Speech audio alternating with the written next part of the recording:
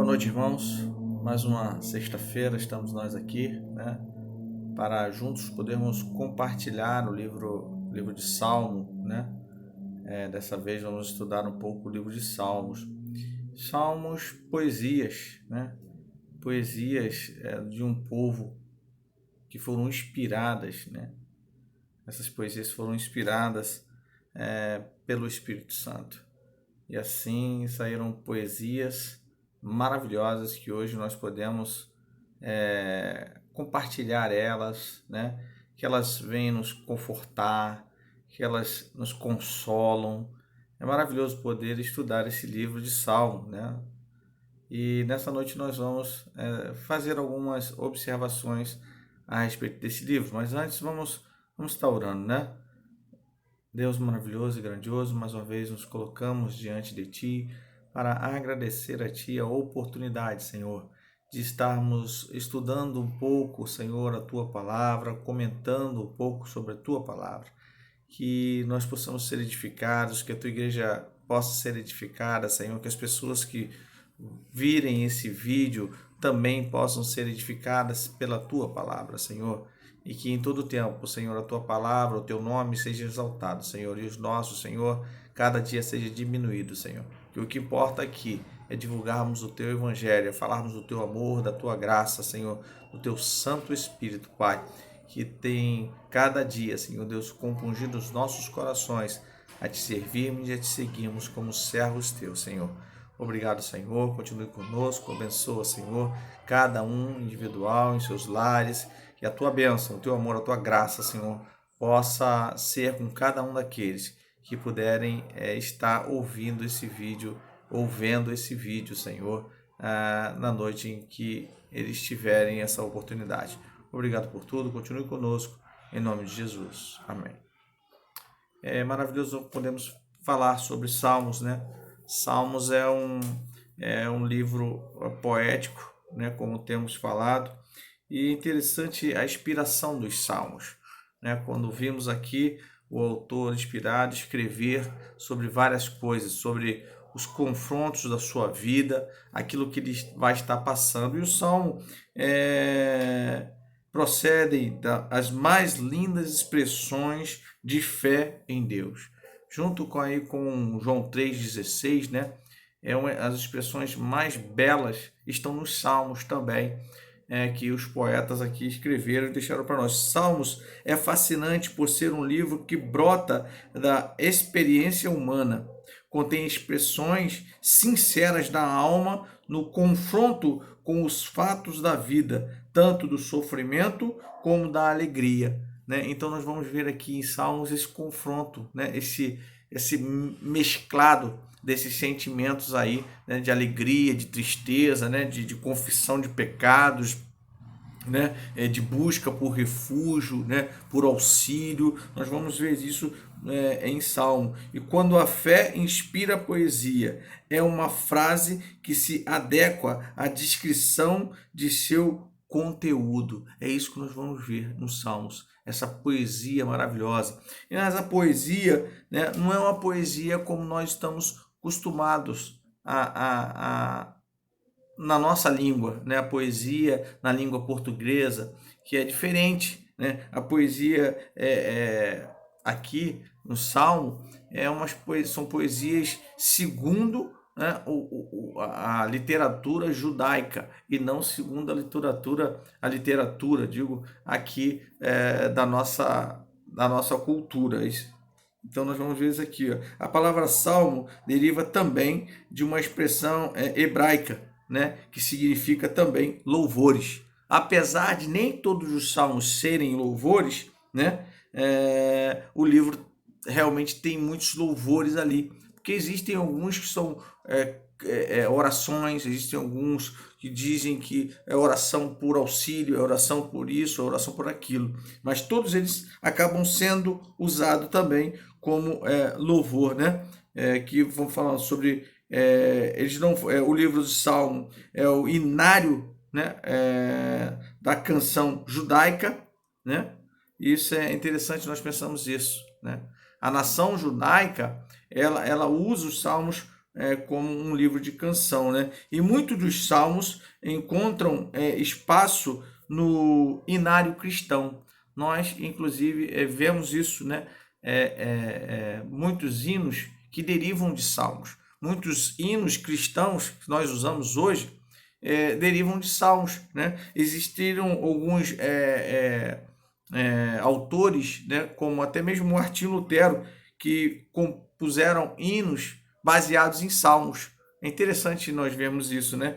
E aí vamos ver aí vários hinos, como o hino 46, usado por Martinho Lutero, o hino 90, que foi usado por Isaac, e outros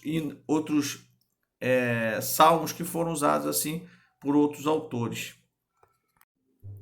Então, é interessante também a gente lembrar, né, a gente comentar aqui, que não existem assim as músicas, né, a composição musical dos salmos, né? A gente não tem, a gente só tem a letra, e muitas das vezes para que foi, o que foi, escrito por quem, isso a gente vai ver.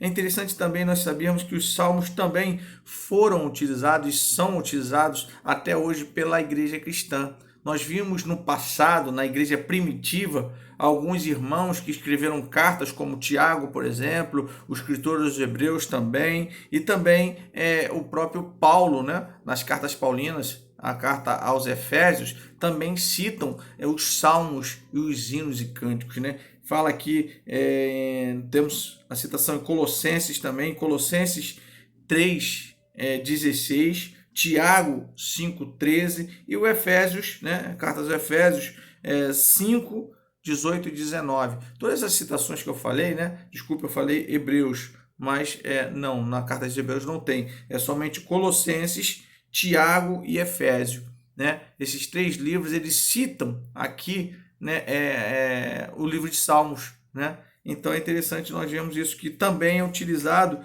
nos cultos cristãos, né? Não só nos nossos dias, mas também na igreja primitiva, né? Como vemos aqui alguns irmãos citando salmos, né? O propósito, né? O livro de Salmo é uma coleção de cânticos e poesias, né, de natureza bem pessoal. Sua compilação foi feita com o propósito de servir como um inário para o povo de Israel. Ao longo do seu desenvolvimento, teve seu conteúdo adaptado pelos judeus, tendo em vista, sua utilização na adoração pública, da mesma forma que nas devoções de natureza pessoal, né? Então era usado publicamente, né, num todo, né, no coletivo, quanto também pessoalmente. Então esse livro de Salmo foi adaptado isso aí para servirem de hinos e cânticos para os próprios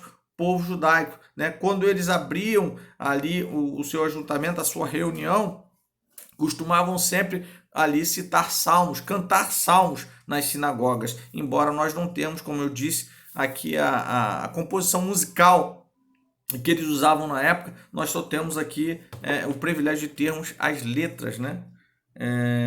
Nessa coleção encontramos orações de sofrimentos, como eu disse, de hinos de louvor e adoração, confissão de pecados, confissões de fé, hinos de louvores à criação de Deus, né?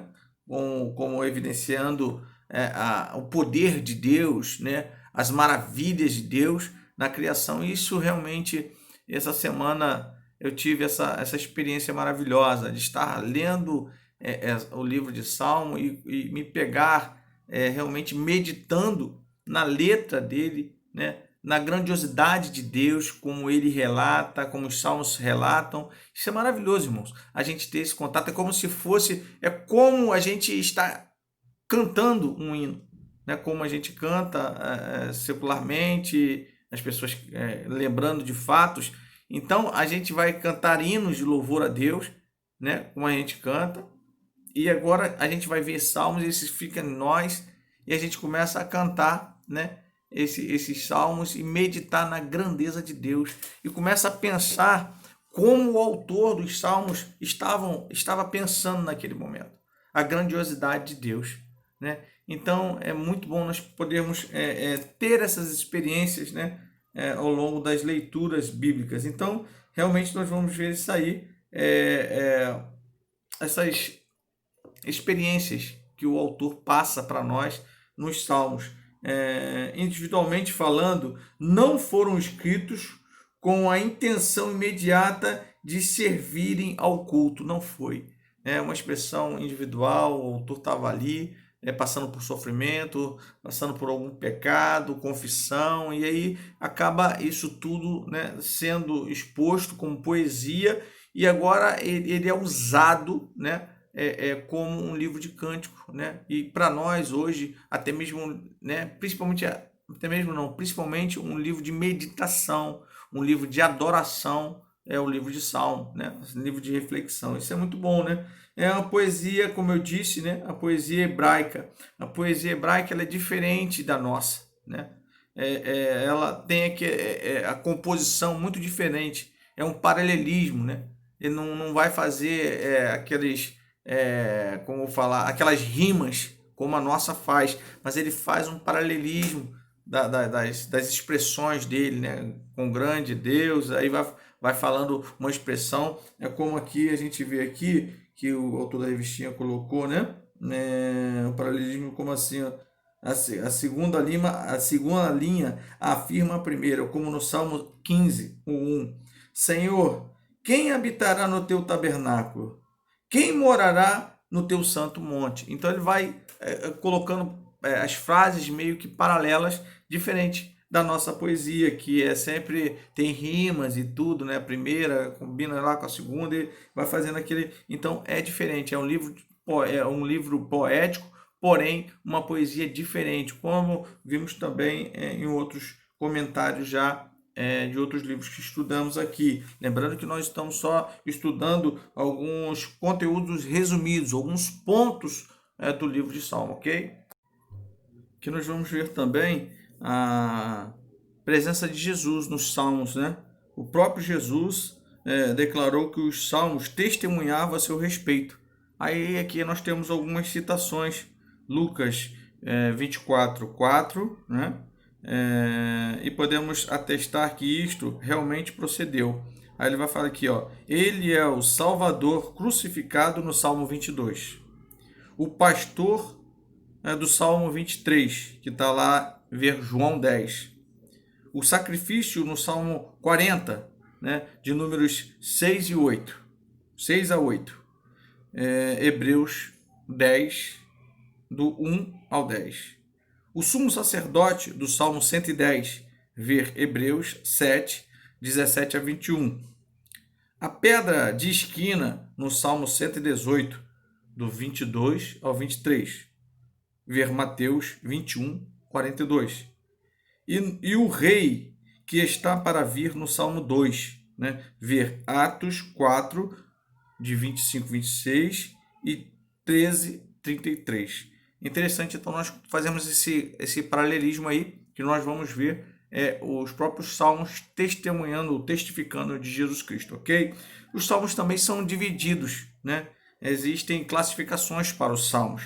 Aqui nós vamos ver aqui salmos penitenciais, né? Porque seu conteúdo consiste de confissão de pecado. Nós vamos ver isso, né? No Salmo 6, Salmo 32, 38, 51, principalmente, que é um dos mais conhecidos, 102, 130 e 143.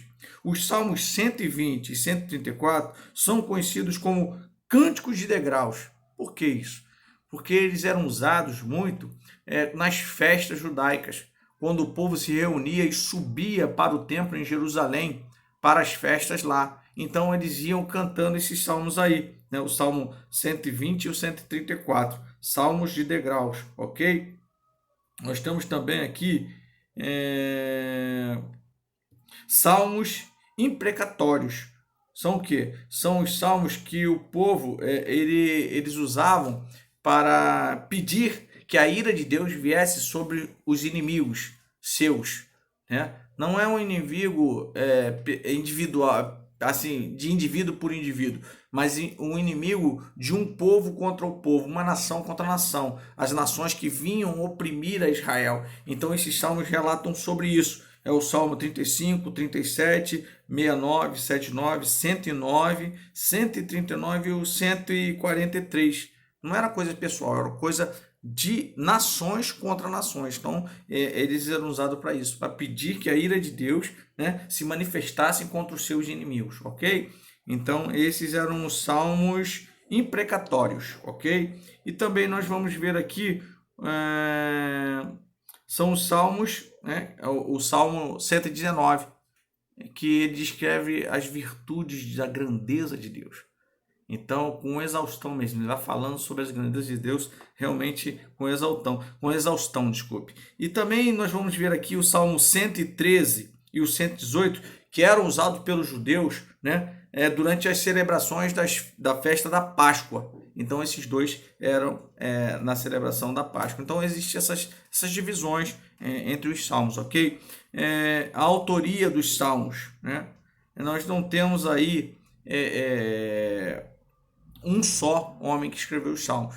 Foram vários autores, né? Temos aí o Asaf, temos Salomão, filhos de Coré, temos Etã, temos Moisés, temos Davi, né? Muitos aí que escreveram vários salmos. Alguns dos salmos de Davi refletem suas experiências contemporâneas, como a rebelião de seu filho Absalão, sua vitória sobre Saul, seu pecado com Betsaba, né, e seu comportamento estranho em Gate, né, que ele se fingiu amalucado, segundo diz lá no Salmo que estava falando lá.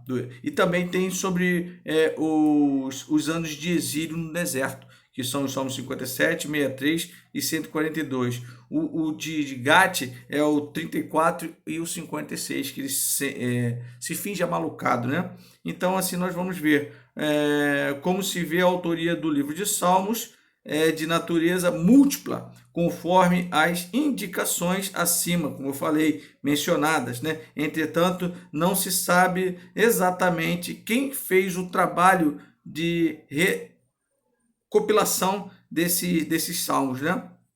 É interessante nós vermos isso. São 150 salmos, ok? E assim, data dos salmos. É interessante nós imaginarmos aqui, segundo ele está falando aqui, existem críticos, né, que colocam os salmos como tendo sido composto num período posterior, né, da história de Israel. E outros já dizem, né, porém outros dizem que existem fatos que tornam isso impossível. Então, eles têm uma divergência aí entre os críticos, né, que falam sobre as datas dos salmos. Em termos gerais, podemos atribuir a data de composição dos salmos a 3 períodos. Primeiro período, pré-exílio. Isso inclui aqueles salmos que se assemelham aos cânticos, né? Os salmos reais e aqueles que mencionam o reino do norte. Segundo, exílio. Isso incluiria os cânticos que lamentam a queda de Jerusalém e clamam por vingança contra os edomitas e outros inimigos do povo de Israel. E o terceiro, fase inicial do pós-exílio, né, são aqueles que dão ênfase à lei escrita, como, por exemplo, o Salmo 119, ok? E aqui a gente vai ficando com esses comentários iniciais do livro de Salmo. Espero que tenha sido de grande valia para os irmãos. E vou esperar alguns comentários também dos irmãos que possam acrescentar aqui no nosso estudo dessa noite, ok? Então, uma boa noite a todos.